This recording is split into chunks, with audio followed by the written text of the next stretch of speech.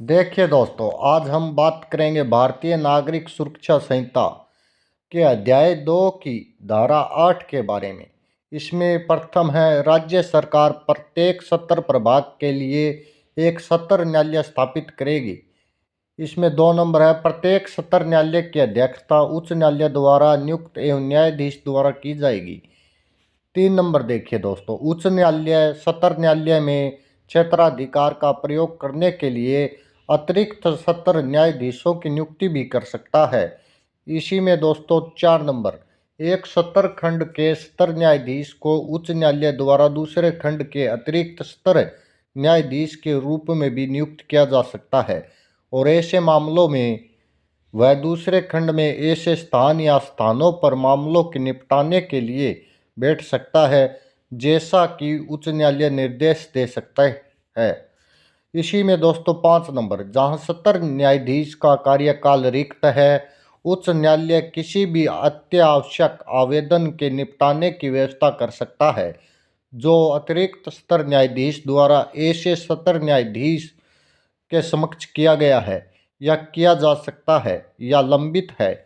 सत्र प्रभाग में मुख्य न्यायिक मजिस्ट्रेट द्वारा कोई अतिरिक्त सत्र न्यायाधीश नहीं है और ऐसे प्रत्येक न्यायाधीश या मजिस्ट्रेट के पास ऐसे किसी भी आवेदन से निपटने का अधिकार क्षेत्र होगा।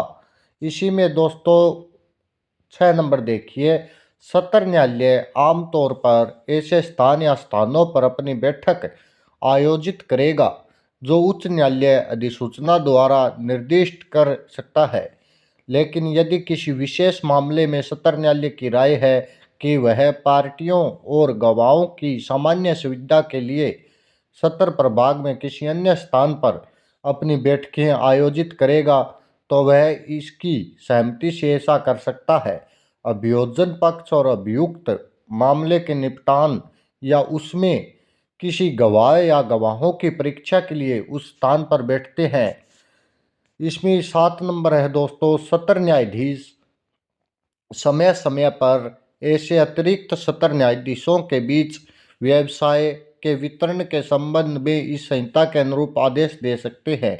इसी में 8 नंबर देखिए दोस्तों, सत्र न्यायाधीश किसी अत्यावश्यक आवेदन के निपटारे का प्रावधान उसकी अनुपस्थिति या कार्य करने में असमर्थता की स्थिति में अतिरिक्त सत्र न्यायाधीश द्वारा या यदि कोई अतिरिक्त सत्र न्यायाधीश नहीं है तो मुख्य न्यायिक मजिस्ट्रेट द्वारा कर सकता है और ऐसे न्यायाधीश या मजिस्ट्रेट को ऐसे किसी भी आवेदन से निपटाने का अधिकार क्षेत्र माना जाएगा।